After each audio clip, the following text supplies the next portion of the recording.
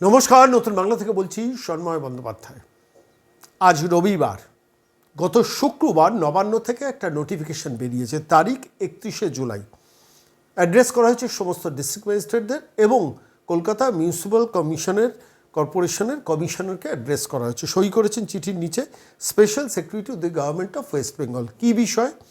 Processing of remuneration bills of BSK DEO for June and July 2026। অর্থাৎ বিএসকের যে বিল, remuneration বিল, তাতে যে মাইনের যে বিল, তার জুন এবং জুলাই মাসের এন্টায়ার রেমিউনারেশন বিলগুলো প্রসেসিংয়ের ব্যাপারে কিছু নির্দিষ্ট নোটিফিকেশন নবান্ন থেকে দেওয়া হয়েছে। কী দেওয়া হয়েছে আমি একটু সংক্ষেপে পড়ে শোনাই। This is to inform that as directed by the competent higher authority, the remuneration of bills of data entry operators engaged under Bangla Sahayata Kendro for the month of June 2026 and July 2026 shall not be processed or presented for payment until further orders owing to a pending administrative decision। অর্থাৎ June এবং জুলাইয়ের রেমুনারেশনের বিল কিন্তু এখন এই মুহূর্তে দাঁড়িয়ে কিছুতেই for the months of June and July should not be processed or presented for payment. অর্থাৎ এই বিলগুলোকে পেমেন্ট করা হবে না অথবা প্রসেসিং করা হবে না। দ্বিতীয় প্যারাতে এই নোটিফিকেশনে বেরোচ্ছে, it is further inform that the remuneration bills for the aforesaid months cannot be processed until the allotment sanction order is issued by this department। এই ডিপার্টমেন্ট থেকে স্যাংশন অর্ডার না এলে এক্ষুনি বিলগুলোকে প্রসেস করা যাবে না।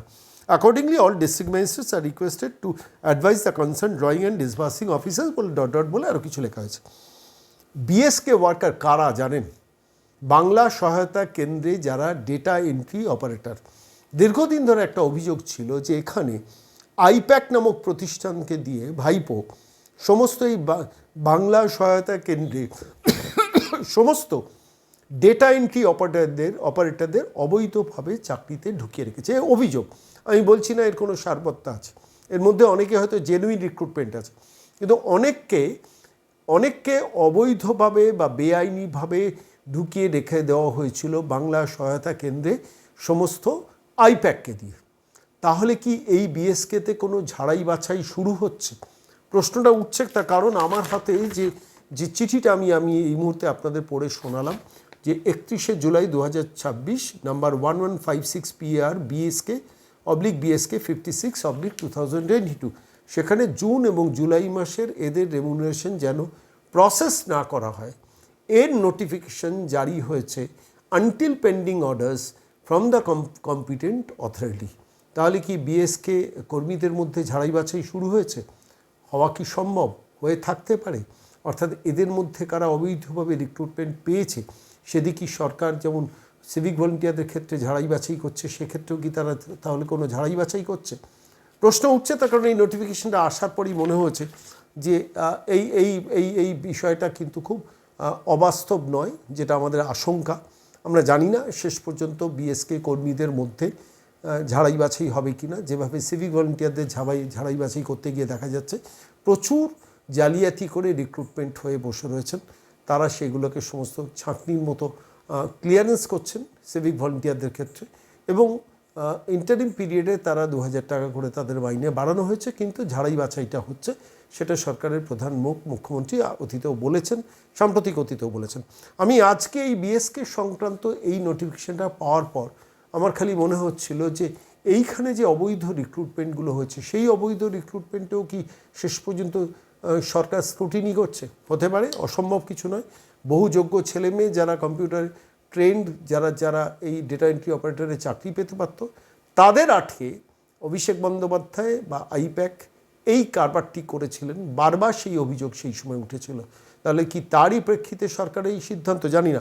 আমি সরাসরি এই সংক্রান্ত বিষয় সুবীর সাহা, যিনি সংগ্রামী যৌথ মঞ্চের অন্যতম মুখ, আমি তাঁর সঙ্গে কথা বলেছিলাম গতকাল, অনেকক্ষণ এই বিষয়টা নিয়ে আলোচনা করেছি। কি বলেছেন আমাদের প্রশ্নের উত্তরে শোনাবো। নমস্কার সুবীর বাবু, আমি সন্ময় বলছি। হ্যাঁ, নমস্কার সন্ময় বাবু। হ্যাঁ, একটা খবর ইনফরমেশন পেয়েছিলাম, সেটা হচ্ছে এই বিএসকে বাংলা সহায়তা কেন্দ্র, তার যে কন্ট্রাকচুয়াল কর্মী যাদের অ্যাপয়েন্ট করা হয়েছিল, এবং সেক্ষেত্রে দাঁড়িয়ে এমন একটা পরিস্থিতি বা পরিবেশ তৈরি হয়েছে যেখানে দাঁড়িয়ে সন্দেহ করা হচ্ছিল, বা এটা ঘটনা বিভিন্ন আইপ্যাক কে দিয়ে এখানে সমস্ত লোকজনকে ঢোকানো হয়েছিল। আমার আপনার কাছে প্রশ্ন, একটা খবর এসেছিল, সেটা হচ্ছে যে এদের বোধহয় সম্ভবত ডিসকন্টিনিউ করা হবে সরকারের পক্ষ থেকে, যেহেতু এদের রিক্রুটমেন্টটা অবৈধ। আপনারা সংগ্রামী যৌথ মঞ্চ থেকে এই ব্যাপারে কি অবস্থান নিচ্ছেন যদি সত্যি ডিসকন্টিনিউ করা হয়ে থাকে? প্রথম কথা হচ্ছে 31শে জুলাই মানে গতকালকে একটি সরকার থেকে অর্ডার বের করেছে যে যারা বিএসকে যুক্ত তারা জুন জুলাই তাদের পেটা প্রসেস ডেট এটাকে স্টপ করে, বেতন বন্ধের কথা বলেনি, আপাতত প্রসেসটাকে স্টপ করতে বলেছে জুন জুলাই। এবং সেটা একটা হাই লেভেল থেকে ওদের এসছে। এবং আমরা যেটা জানি যে যেটা হচ্ছে যে বিগত সরকারের আমলে এই এজেন্সির মাধ্যমে যে নিয়োগ বা এই বিএসকে প্রচুর লক্ষ লক্ষ টাকার দুর্নীতি হয়েছে। রাতারাতি লোককে নিয়োগ করা হয়েছে, 5 লাখ 4 লাখ 10 লাখ যার কাছ থেকে যেরকম করেছে।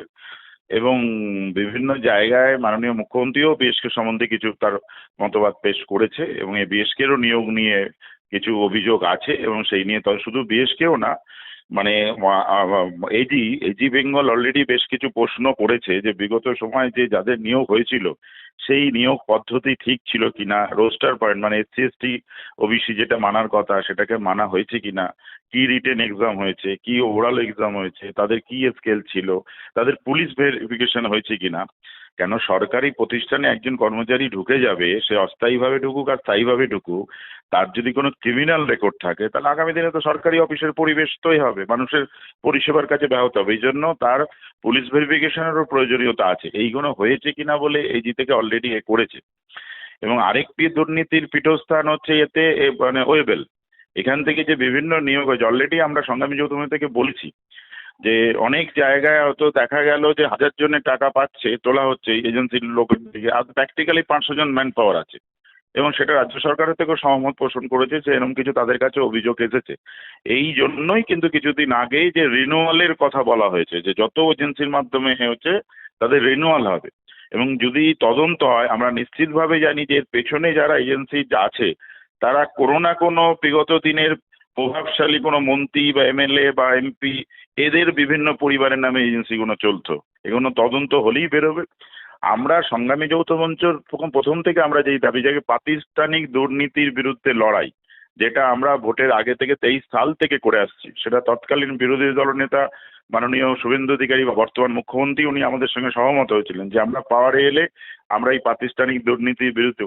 তা সেখানে যদি কোনো যোগ্য লোকের চাকরিকে বঞ্চিত করে একজন অন্য লোক টাকা দিয়ে অস্থায়ী হিসেবেও চাকরি পায়, এটাও তো প্রাতিষ্ঠানিক দুর্নীতি। তাই সংগ্রামী যৌথ মঞ্চের স্ট্যান্ড একটাই, যদি কোনো দুর্নীতির মাধ্যমে কারো নিয়োগ হয় সেই নিয়োগকে করতে হবে। কিন্তু এই করতে গিয়ে যারা নিয়মভাবে চাকরি পেয়ে তার যেন চাকরি না যায়, এটা সরকার যে এক্সামিন করবে সেটা যেন সঠিকভাবে করা হয় আর কি।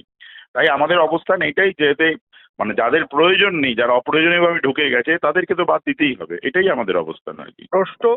প্রশ্ন আমার এখানে যে বিএসকে মানে যারা, আমি বিএসকে এর কথাই বলছি, যে বিএসকে তে আইপ্যাক এর রিক্রুটমেন্ট হয়েছে। এবার ঘটনাটা হচ্ছে আইপ্যাক এর রিক্রুটমেন্টটা ওভার দ্য ইয়ার্স হয়েছে, বছরের পর বছর হয়েছে, এতদিন ধরে তারা কাজ করে গেলেন। এখন যদি ওয়ান ফাইন মর্নিং বলা হয় যে আপনি মানে বেআইনি ভাবে নিযুক্ত হয়েছেন, তাহলে তাদের পরিবারগুলো তো সংকটের মধ্যে পড়তে পারে, তাই না? সেই দিকটা একটু বিবেচনার মধ্যে আপনারা আনছেন না? না, বিষয়টা হচ্ছে যে হুট করে কাউকে বসিয়ে দেওয়ার পক্ষে আমরা নই, কিন্তু সরকার বসিয়েও দেয়নি। সরকার আপাতত তাদের স্যালারির ব্যাপারে কোনো একটা, আমরা জানি না কি কি কারণে তারা করে, কারণ অর্ডারের মধ্যে পরিষ্কারভাবে লেখা নেই যে প্রশাসনিক কারণে আপাতত জুন জুলাইয়ের স্যালারিটা ডিসবার্স করতে বারণ করেছে, এইটুকু বলেছে। এবং এই লেভেলে যদি তদন্ত হয়, সরকার যদি তদন্ত করে এবং সেই তদন্তের এতে যদি দেখা যায় যে, আমি ব্যক্তিগতভাবে মনেও করি না যে কোনো অস্থায়ী কর্মচারীরা যারা ঢুকেছে বিএসকে বলুন বা সবাই দুর্নীতির মধ্যে ঢুকেছে, এটা আমিও ব্যক্তিগতভাবে বিশ্বাস করি না। এবার তদন্তের মধ্যে যদি দেখা যায় যে সাপোজ কোনো একটা স্কিমে 10,000 লোক আছে, তাতে দেখা যায় যদি 5,000 অন্যরকম ভাবে ঢুকেছে, তাহলে সেই 5,000কে যদি সরকার মনে করে আমরা রাখবো না, সেটা তো সরকারের সিদ্ধান্ত করতে, সেখানে আমাদের কোনো বাধারও জায়গা নেই আর কি। কিন্তু কে যোগ্যতার সঙ্গে চাকরি পেয়েছে ইন জেনারেল যদি টোটাল বলে দিই, দেখে দিই যে টোটাল 10,000ই খারাপ, এইটার সঙ্গে আমরা সহমত নই।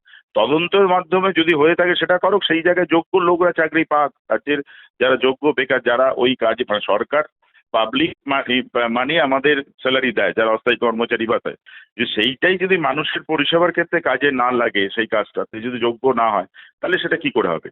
এবং বিগত দিনেও দেখা গেছে যে ব্লক লেভেলে যে দুর্নীতি, পঞ্চায়েত বলুন আদার্স লেভেলে বলুন, যে দুর্নীতি, এই কাজগুলো তো অ্যাকচুয়াল অ্যাকশনের অফিসার কর্মচারী এই কন্ট্রাকচুয়ালদের দিয়ে করানো হতো। যেমন রাস্তায় আমরা দেখেছি যে সিভিক পুলিশ টাকা তুলছে, কিন্তু এর পেছনে কিন্তু দূরে কোনো একজন পুলিশ অফিসার দাঁড়িয়ে থাকতো এই অস্থায়ী কর্মচারীদের এই অনিয়মের কাজগুলো করাতো।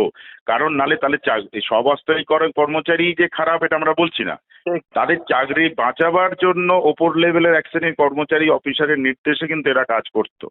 ব্লক লেভেলের যে দুর্নীতি, যেটা মাননীয় দিলীপ ঘোষ পঞ্চায়েত মন্ত্রী উনি টোটাল ট্রান্সফার করা চলছে, একদম টোটাল 3 বছর যাদের হয়েছে, এটা প্রয়োজনীয়তাও ছিল। এবং আমরা যেটুকু জানি আগামী দিনে প্রত্যেকটা দপ্তরে এই জিনিসগুলো হবে, দুর্নীতির আগড়াকে তুলে ফেলা হবে, তার পদ্ধতি চলছে আর কি।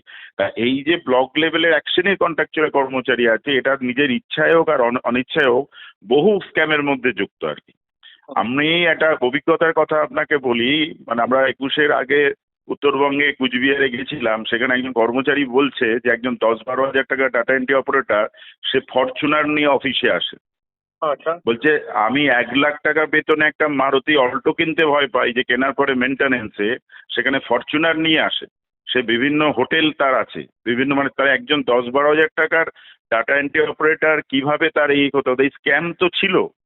মানে জব কার্ড অরিজিনাল, যার জব কার্ড, যার কাজ পাওয়ার কথা সে কাজ পেত না, অন্যজন পেত, সে কাজ না করে টাকা পেত, তার পার্সেন্টেজ ভাগ হতো। এর সঙ্গে এক শ্রেণীর অস্থায়ী কর্মচারীরা যুক্ত ছিল, সবাই নয়। তাই এইটা তো দুর্নীতি। কারণ আগামী দিনে পঞ্চায়েতের যদি আবাস যোজনা দেখা হয় বা আদার্স কিছু হয়, দেখা যাবে যে এই দুর্নীতির মধ্যে আর ব্লক লেভেলে তো একটা ম্যাক্সিমাম পোর্শন অস্থায়ী কর্মচারীরা আছে। আমরা অস্থায়ী কর্মচারীদের সমকাজে সমবেতনের নিয়ে লড়াই করছি, তাদের প্রভিডেন্ট গ্র্যাচুইটি, তাদের চাকরির নিশ্চয়তা, কাদের জন্য? যারা প্রকৃত সৎ অনেস্ট বা যোগ্যতার সঙ্গে চাকরি, তাদের জন্য করছে, কিন্তু যারা দুর্নীতির মধ্যে যুক্ত তাদের সঙ্গে না। সংগ্রামী যৌথ মঞ্চ তাদেরকে কোনোভাবে অ্যালাউ করে না আর কি। আমরা এই কাজই করছি। আপনার কাছে আমার শেষ প্রশ্ন, বিএসকে সংখ্যা কত হবে সারা পশ্চিমবঙ্গে আনুমানিক? আনুমানিক আমি মানে আমার এরপর প্রায় 7,000-এর কাছাকাছি, মোস্ট প্রবাবলি। খুব বললাম, কাছাকাছি কাছাকাছি। সুবীরবাবু, অনেক ধন্যবাদ এতক্ষণ সময় দেওয়ার জন্য।